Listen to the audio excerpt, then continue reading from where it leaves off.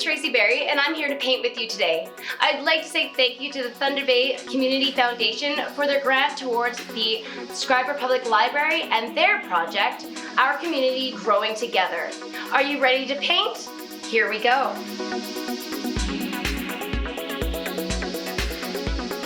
So today I'm really excited with what I'm going to paint with you. We are doing a more stylistic and decorative way to paint an owl. It's exciting, it's new, and it is definitely something that is trending right now. So if it's in your home and you've created it, get ready to be real proud and tell all of your friends that you are an artist.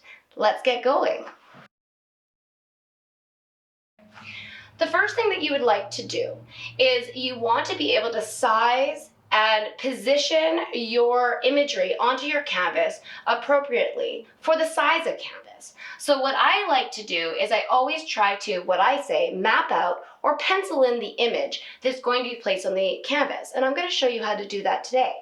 With the owl we are creating, it is so sweet of an image. And what we're going to do is look at what shapes make this beautiful image, this owl that we're creating. So what you want to do is you want to just kind of create an idea with the pencil what you want it to look like. Now remember, pencil can be erased, and also within reason, a pencil can also be covered over with the paint. So no fear here. Are you ready? So what we want to do is we want to decide how tall, how big to make our shape, our owl. So what I like to do is just kind of put a nice little line with my pencil. And right now I'm using a 9B pencil, which is a very soft pencil graphite. So it will go on a little easier onto the canvas. But if you have an HB pencil or a school pencil, that will work just fine. What you don't want to use is the H pencils, which is a harder graphite to use and a lot harder to erase as well. So here we go. So I've already gone up here and said that's how tall my owl is going to be.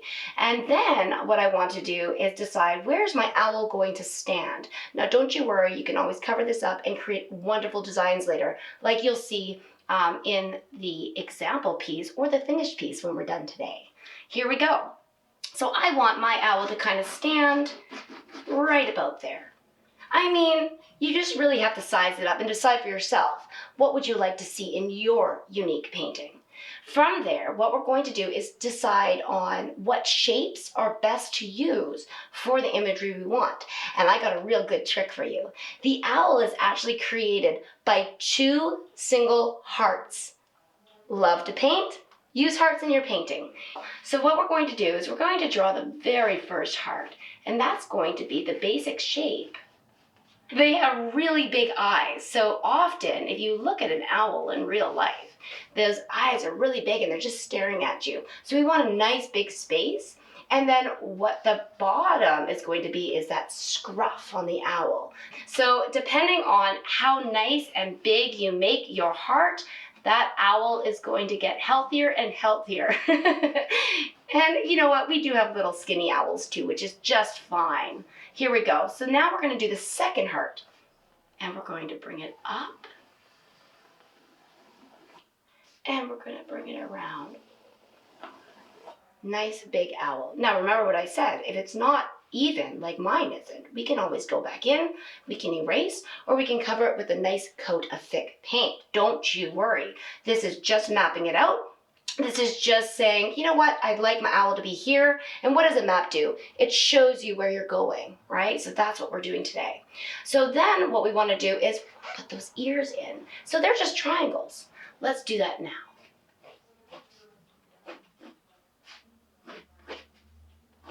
I think that's nice. There we go. Now, this is the fun part. Let's place in the eyes and make them real big. Do you think you can do a circle? I think you can. Let's go. 1 circle. 2 circle. It's all about shapes. There we go. Next is the beak. Let's do it. I think the beak should probably be right about here. I think That's pretty cute. Now we get a designer owl. Let's do it. So what I like to do is always get the kind of like the rim around the owl's actual eyeballs in, because that is something that everybody notices. And what you want to do with your paintings is make it so that anyone who views your work, your piece of art, you want them to really know what they're looking at right away, right? So let's get that in there now. Let's see. So we're just going to do 2 more circles using the heart shape kind of to start off our circle. And everyone does a different lines. Maybe you're so good at circles you just kind of put it on in there real quick. Others will have to kind of size it out and slowly use your pencil to create a nice kind of owl shape. Let's put the top of the head in. Whoop. So at this point in time, I want to let you know and remind you that you're more than welcome to rewind this video and go back into maybe a spot where, I'm explaining anything, maybe you've fallen behind a little bit. That's the joy of having something pre-recorded and videotaped, because you're able at any point in time just to rewind and go back in and complete your image in a timely fashion that suits you and your needs. So just keep that in mind, and we're going to continue on here. Design our image. So what I like to do with something like this is create nice bold patterns, and this is quite a lot of fun to do. You really just want to fill the space. So let's start off with, what might be the wings. Now, what would be a wonderful shape of wings? Usually it's like a nice teardrop, upside down teardrop shape. Just like that, okay? And then afterwards, we can always develop it and create it into something more. So that is basically how I create the wings. And then let's do some more fun stuff here. Let's put the nose nostrils in. And I'm gonna go ahead here. And I'm gonna create this nice bold pattern. And it's okay if you kind of go outside of the lines right now, because the lines we created before, the basic image, were very much just guidelines. Now is when you become the artist, right? And it doesn't have to be perfect. It does not have to be perfect. It's a matter of creating bold imagery and being able to have these larger shapes and patterns so that you're able to block in the color and fill it in. So that's what we're aiming for. Nice, big, and bold shapes to create this image. Maybe I'll put a nice little shine on the owl's eyes. Later on, we'll color that in. Let's give him a little bit of a crown. What a beautiful owl. So again, I'm just drawing over my guidelines like that. And then in here, I really like the idea of those feathers really coming out. So what I'm going to do is, again, create some guidelines like sunshine rays, like so. And then you can do anything you want, really. You can really make, something that maybe looks like feathers coming down, nice big bold shapes.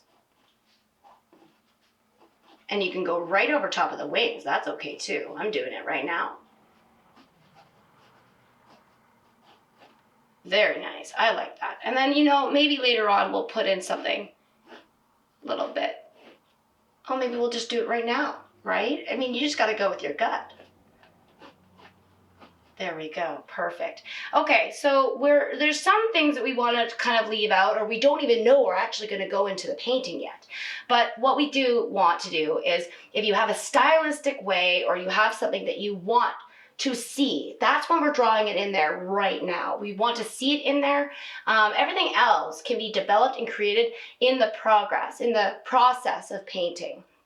So the only other thing I want to do is make sure that my little owl has some feet.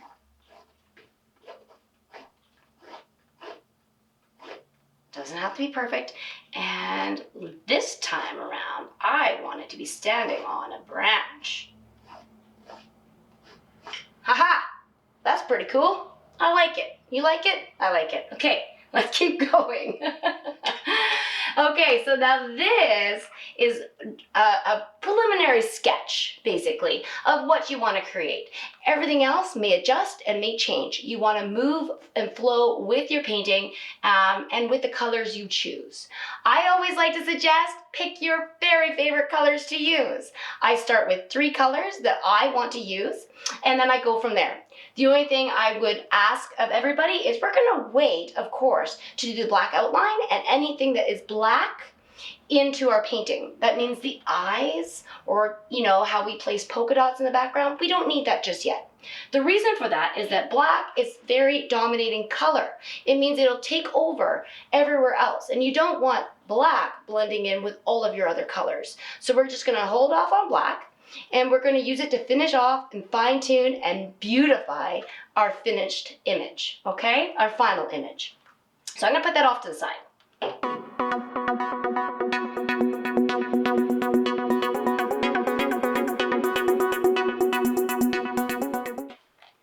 At this point in time, we have our sketch done, but we still have our guidelines in there. So now what we have to do is make a decision on what lines, pencil lines, we don't want in the image so that it does not affect the paint that we're going to be blocking in after that. So here we go. I'm going to go in, and now I'm just going to take the time to erase any lines I do not want in there. And I mean, so, we have the marker down here, right? We just want to erase those kind of things.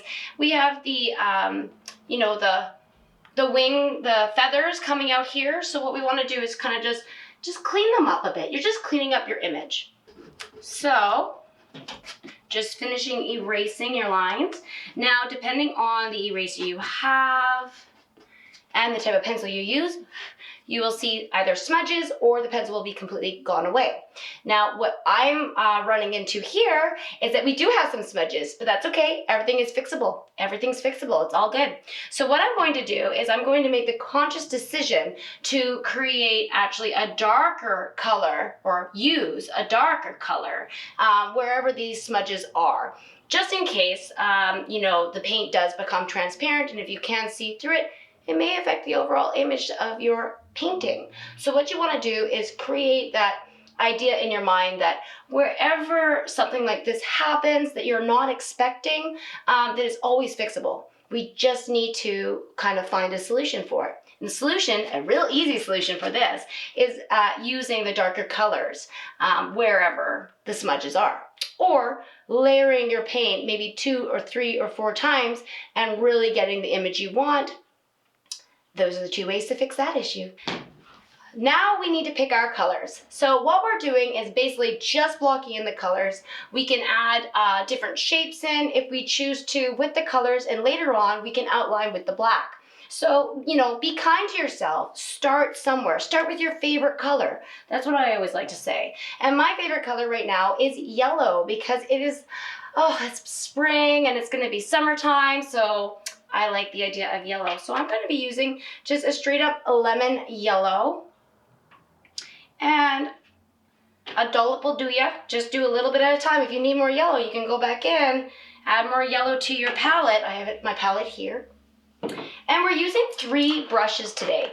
Now, these brushes are a flat brush. Now, if you have a flat, long bristled brush, that is fine. And if you have a flat, bright brush, that is also fine. That just means the bristles are a little bit smaller. I'm going to do the rounded, flat bristled brush. And of course, the round, pointy brush. Okay, and then what you're going to need is, of course, a cup of water so that you can rinse your brushes, clean them out real good. And 1 cup is great, but 2 cups is better. And the reason for that is because I don't like getting up to go refill my water. So I use 2. Okay, let's keep going. So what we want to do is we want to choose the brush that best suits the surface area of our shapes that we're going to be using. So what I like to do is I'm going to be painting this yellow into the wings and maybe even into the feet and possibly the beak as well. So what I want to do is I can change out my brushes, or if there's a brush here with me, such as this one, okay, this will do really great for all of the surface area that I choose to blend my colors in. So here we go. We're gonna pick up the yellow paint, and you're just gonna start off with a little bit at a time. And you are basically going to blend and paint in each shape. See how nice that is? And you wanna stay away from those pencil lines, kind of like a coloring book. You wanna kind of stay within those lines and get as close as you can. Just like that. And following the curvature, that means the curve of each shape, is very important. I don't know if you've heard this before, but brush strokes, they do matter. And what I'm going to do is I'm going to paint this to be a flat color, which means there's no blobs or textural things happening. I really am painting on this paint so that it's nice and flat when it dries. I'm also following the curvature of these shapes, and then I am blending it out. You can see that. Now, if you feel more comfortable with a smaller brush or a bigger brush, go right ahead. This is your creation, and every brush is going to give a different effect. I like these nice rounded edges because I can go in and I can angle my brush to, or point my brush out of the canvas and towards the outline. And then they're really good for just softening all those lines and blending. There's one coat of paint. Let's do the next wing as well with one coat of paint. Now, once you get more comfortable, you might add a little bit more paint to your brush, and that's okay as long as you just soften up all those lines. See what I did there? I put a nice dollop, a nice thick amount of paint onto the canvas, and now I'm just softening up my lines so that they're not, you know, big blobs of paint on there. The more blobs of paint and the thicker you place your paint on, the longer it takes to dry, right? So what we want to do is a nice flat appearance of the paint. Just take your time, no rush. Again, if you do need to pause this video and get this color in there and get to the point, you know, where we have completed and we're at the same stage together, please do so. Don't let me rush ya. No, take your time.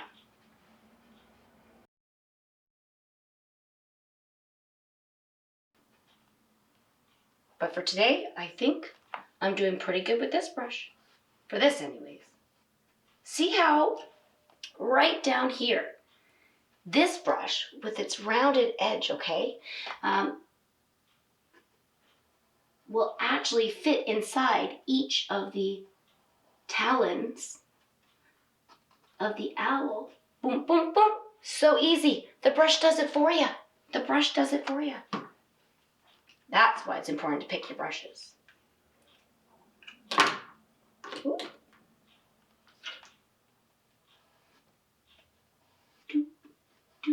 Now, you'll notice that maybe I am painting or recreating the shapes. That's okay, because we're going to go back over this and we're going to fine tune it with that black paint later on and our pointy brush. So don't you worry if you go outside the lines. We're going to look at our painting and the progression and really take a look at what it's needing as it progresses. There's always a solution. Let's clean our brush. We're done with the first color. And I clean my brush by tapping it at the bottom of the cup. Pretend like there's something sticky at the bottom of the cup you want to get off. Tap, tap, tap. Wipe off any excess paint right there. Move on to the next color. Well, let's do green.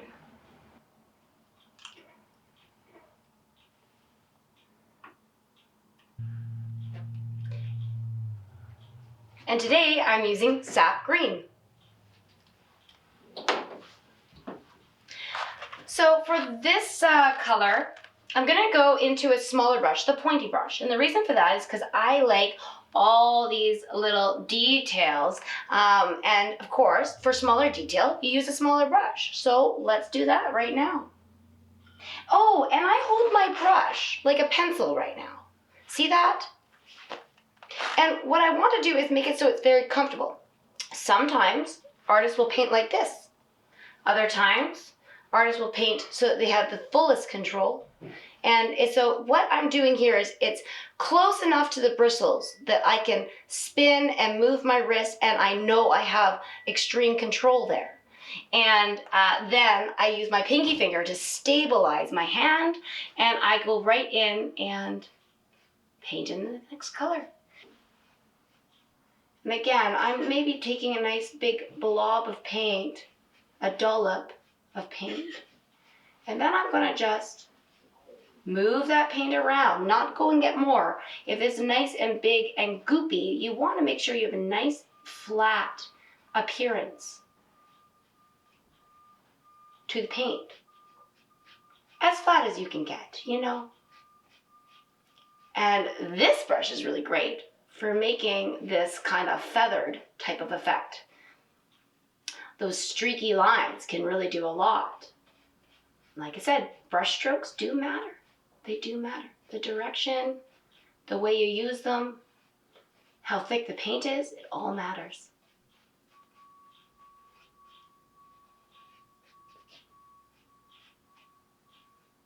I think that looks pretty cool. All right. Now, you know what I'm going to do? I'm just going to be spontaneous, and I'm just going to go right in here, and I'm going to create another shape. And you can do this. And you know what? If your paint is still wet, it might even blend the colors together to create, you know, a different color, a different pigment. Right now I'm getting kind of like a lime green, which is kind of cool. We were using a sap green, but now with the yellow as an underlay, it kind of becomes like a lime green. I think that's pretty cool.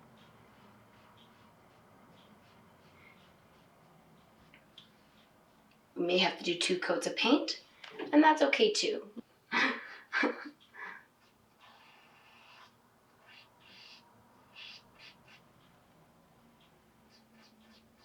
So again, try to get that paint as flat as possible. Just keep moving it around. If you do get streaky lines, that's totally okay.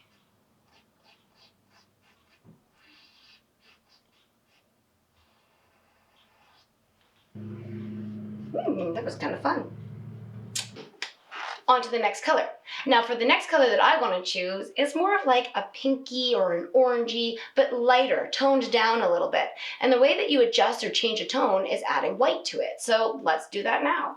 I'm going to mix titanium white and vermilion together, and that should give me my desired appearance.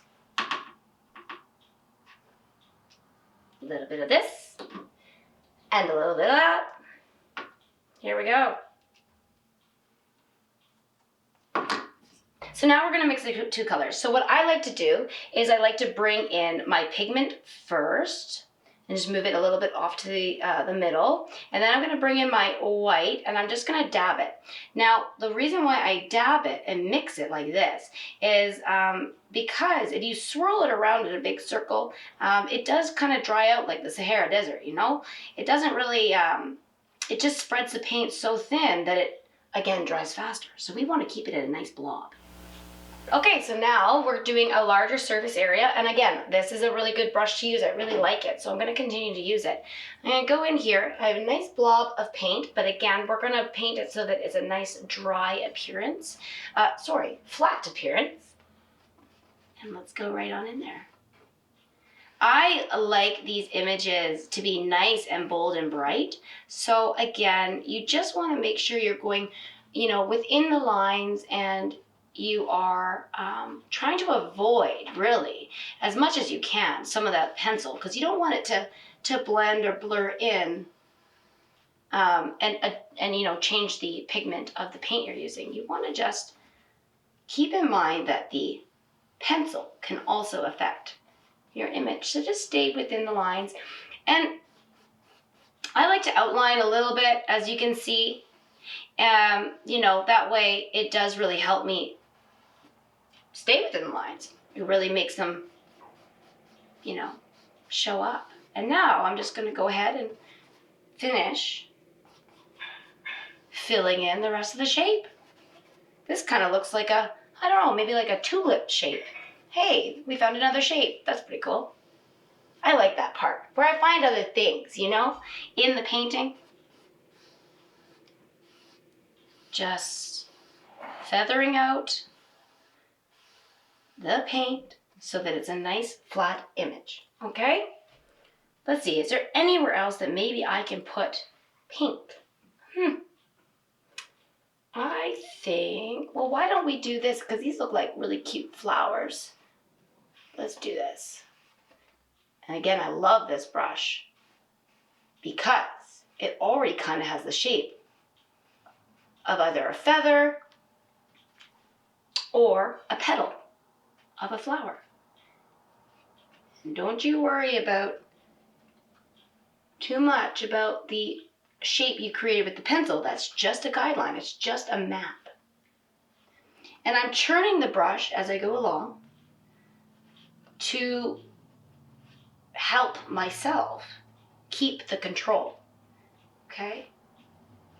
So, if you need to churn the brush, or even the canvas, if you need to churn the canvas so it's a bit closer to you, say you're on the table and you're painting downwards and you need to get to the top of the canvas and you don't want the paint to go onto your arm or your clothing, you can put the painting upside down at this point in time as well. Make it so that you are comfortable. You'll get a better painting that way.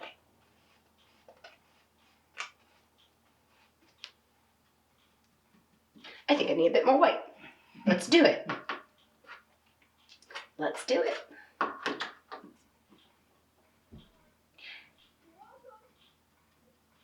I'm always excited to know and see, you know, after the instruction, what somebody else creates and paints. So I encourage and invite those of you who are painting with me today or later on, you know, you can always email or send in your beautiful paintings to the Schreiber Public Library. We'd love to see them.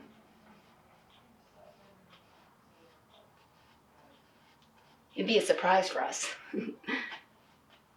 Maybe even give me some more ideas. You can also find me at Tracy Barry Art on Facebook or on Instagram. And I would love to see what you create. Or maybe we'll create again together. That looks pretty cute. Yeah, I like that. Cleaner brush. So now you're just gonna fill in all the rest of your lovely colors. Have fun with it and choose some really wonderful favorite colors of your own to fill in your image. The next color I'm using is cerulean blue.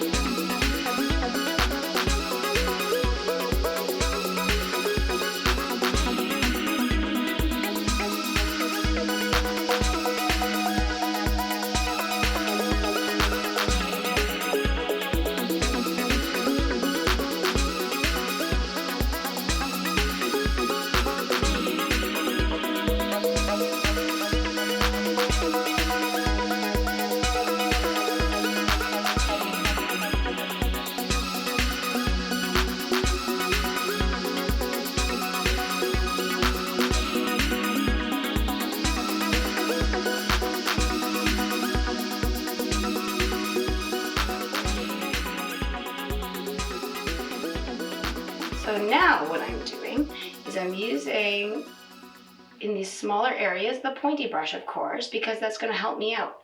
And I'm just kind of trying to paint in so that I'm filling in all the areas I think that, you know, I need the blue in there, but also because I know that we're going to be outlining it with the black, I can be a little bit, you know, forgiving, and I can just kind of softly tap in, adjust some shapes or darken some colors in between, but I don't have to worry about it looking or being absolutely perfectly shaped. So if you are a little bit shaky like I am, that is totally okay. It'll all work out in the end. Burnt sienna.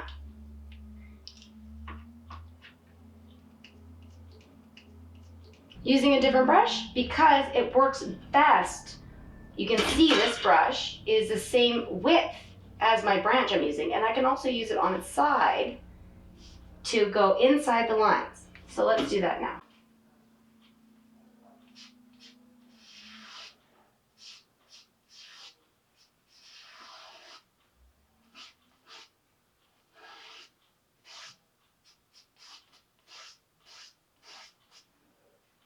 When you're painting like a branch like this, it's kind of neat to see all these streaky lines because it really just makes it look like bark. So if you want to go a little thicker here, or even just tap your brush, that kind of is cool looking.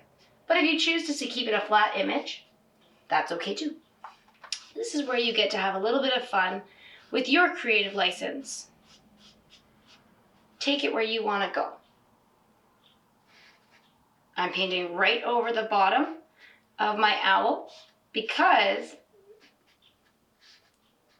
the branch is going to go right there. It's going to be perched and sitting on the branch. So it makes sense to go right over top of the bottom of the owl. You know what we forgot though? It's wonderful tail. So let's do it. Get your brush. Wipe off any excess paint. Let's make it a blue tail. I mean, we're working with blue. It's kind of cute. Let's do it. Let's just make it straight like this. And let's just fill it in.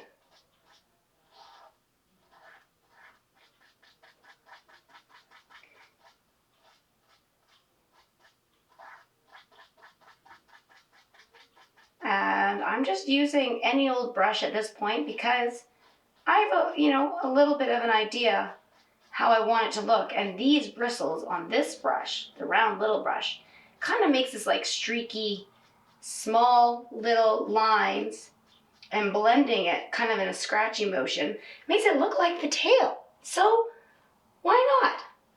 Let's clean that up. And I think that we are good to outline our painting. Let's do it.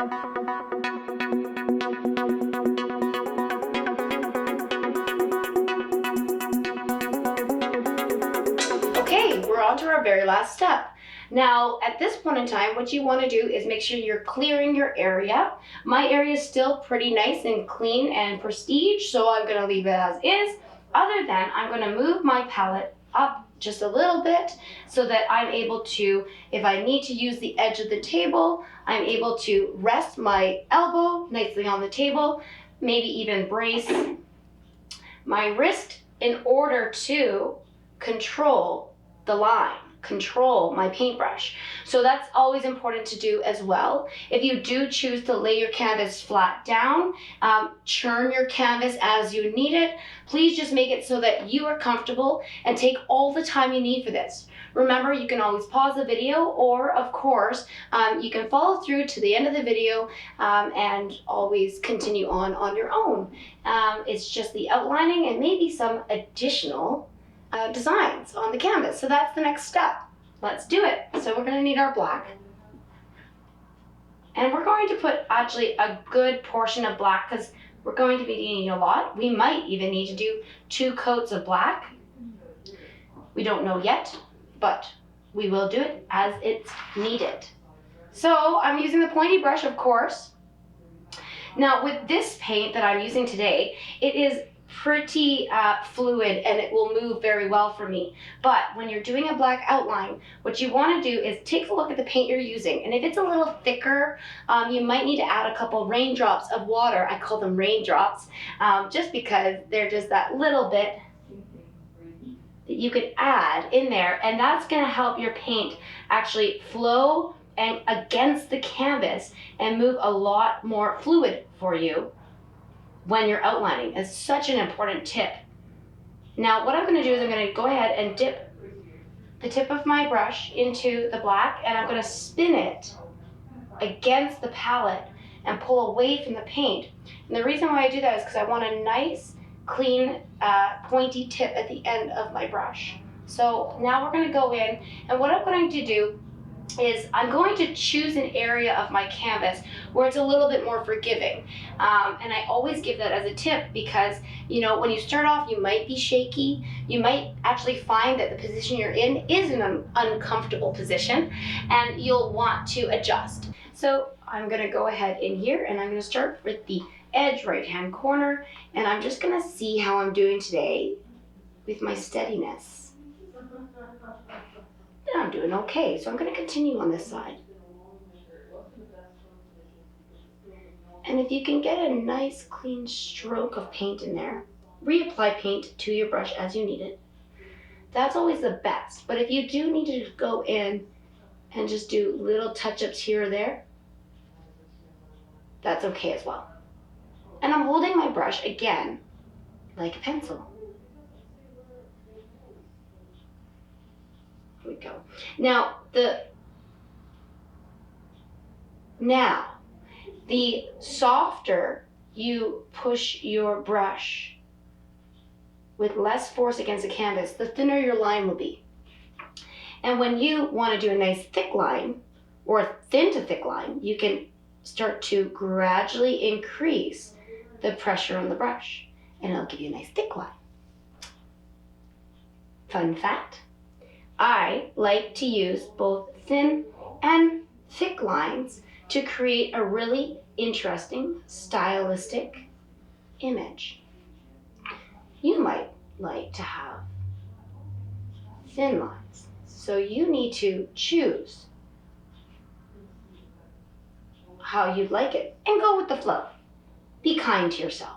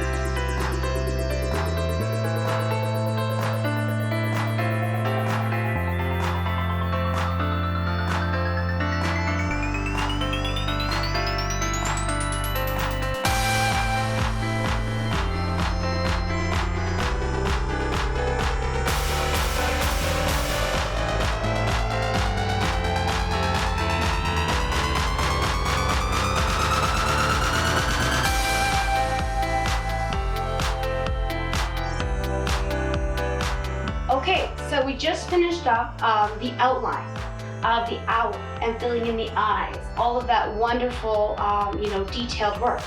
But I encourage you and I challenge you to go so much further. Let's see what else we can add today.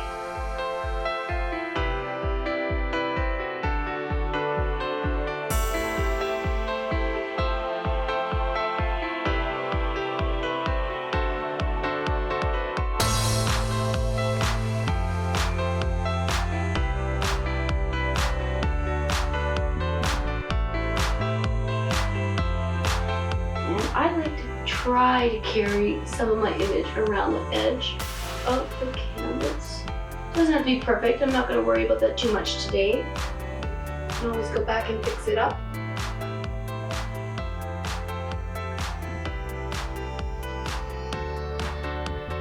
You can always use something like a stencil, or maybe even just a round glass to make some of these shapes if you are nervous that you aren't able to make a perfect circle. It doesn't have to be perfect anyways. You can just have fun. Again, you don't have to use any of that. Thought I'd give you something. Okay, cool. So now I'm gonna do the ears.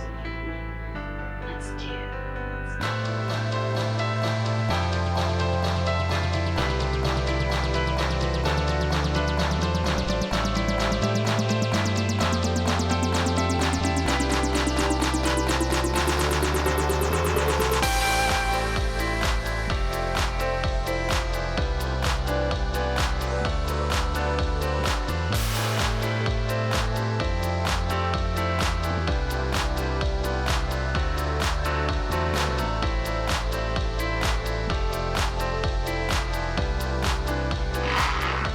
You can go into as much detail and take as much time with your artwork as you want to. Remember that that's within your control and your creative license. For the purpose of this video, I just want to give you as many ideas as possible. You might even choose to add something, interesting like sparkles or ribbon to your painting and make it really unique and something special.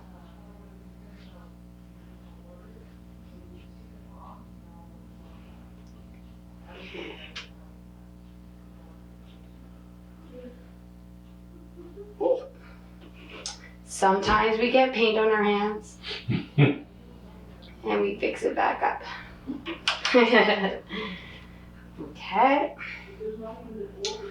Let's do it.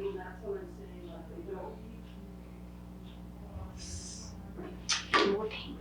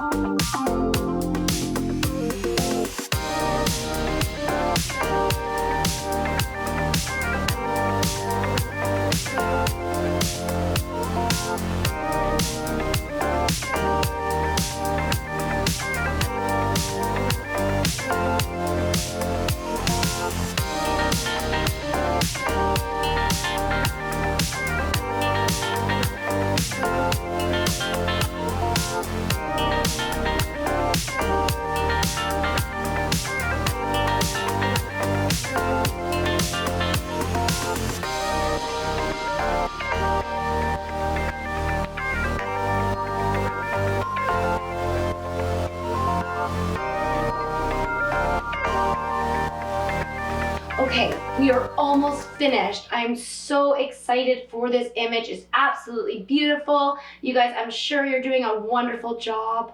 You know, just be kind to yourself and keep going. If you need to pause the video or if you need to continue your painting after this video, you can do that, which is wonderful. So now what I want to do is I've done the outline and I've done all these little other elements that really make it pop, adding texture and polka dots and different things, and touching up some areas, which I probably should do right now. Now, I am going to move into one last color, because at this point in time, if you are noticing on your painting anything that needs to be fixed or touched up, such as the green color that I'm going to be putting in, I didn't know I was going to put it in yet, but now I need to. And I need to make sure that the water is clean so it does not affect the color of the green, because I want it to be the same color as green as that. And I'm going to bring it all the way down and bring the green into the leaves now. So let's change out our water. Like so. And now what I'm going to do is I'm going to use the smallest brush, or you have to make a judgment call here. You have to decide, will a bigger brush fit into the area that I need? Is my black paint dry enough to go and paint over top of? Or is it a little bit safer if I use a smaller brush and just take my time? That's what I'm choosing to do today, is that some of this paint is still wet, so I'm choosing to go in with a smaller round tipped brush. I'm going in and still using that sap green, which is the same color as up there, and let's start to add some of this green to the leaves. And you can just have a lot of fun with these little touch-ups. You can even show the white canvas behind sometimes, and it just looks really cool. It's your style. You're creating your style. This might be an image that a lot of people would love to do, but your style is unique to you. Okay, so now I'm just gonna do this really fast.